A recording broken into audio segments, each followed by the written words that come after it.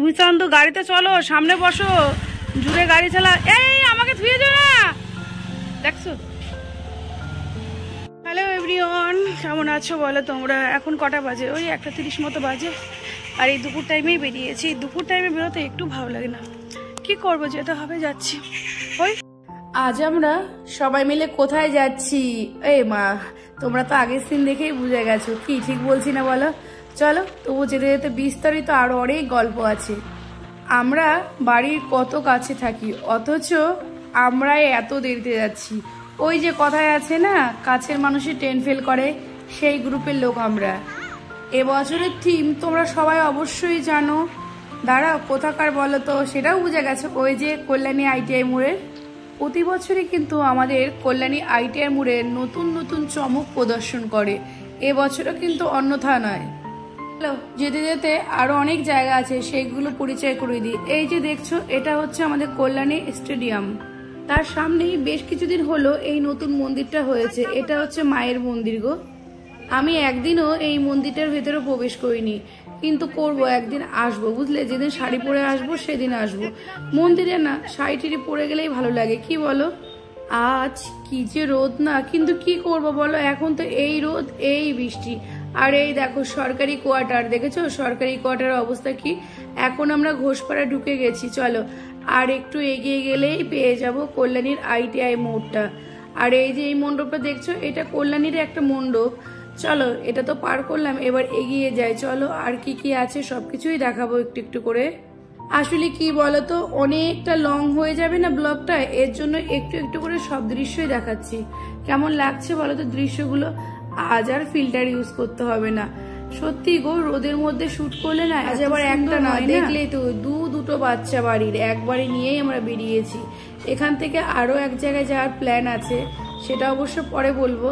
আজকের মেন উদ্দেশ্যটা যেটা, সেটাই আগে দেখাচ্ছি। এই তো দেখে তো বুঝেই গেছো কোথায় যাচ্ছি, আমাদের গন্তব্যস্থলে কিন্তু পৌঁছে গেছি। চলো এবার ঘুরে ঘুরে দেখাবো পুরোটা।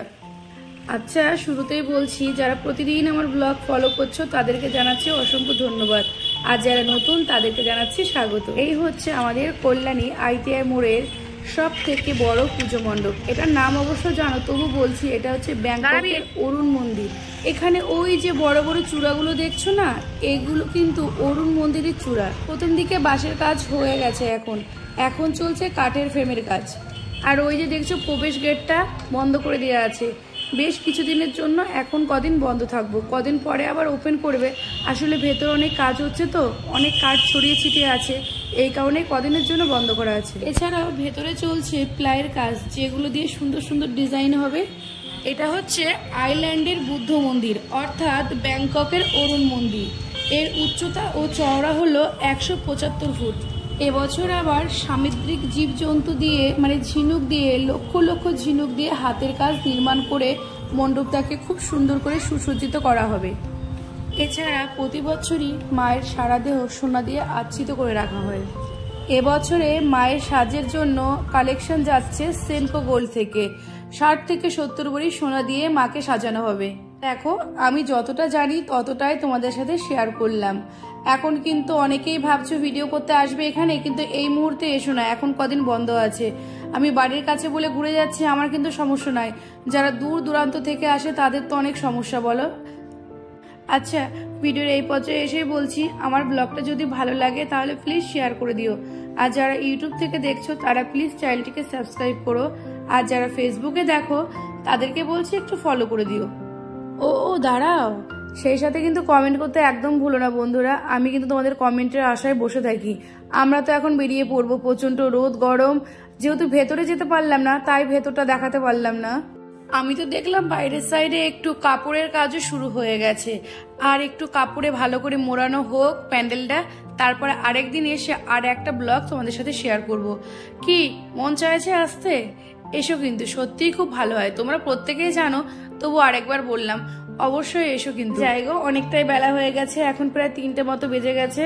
আজ আবার আমি এসে দেখলাম আসলে দুপুর টাইম তো সেরকম ভিড় নেই, নাহলে এখানে রিলস ভিডিও ব্লগের জন্য সবসময় মানুষ থাকে। আরো এক জায়গায় যাওয়ার আছে বুঝলে, সেটাও যাব, কিন্তু সেই ব্লগটা দেখতে গেলে নেক্সট ব্লগে চোখ রাখতে হবে। ওই যে বললাম একসাথে সব দেখাবো না, তোমরা নিজেরাই বোরিং হয়ে যাবে।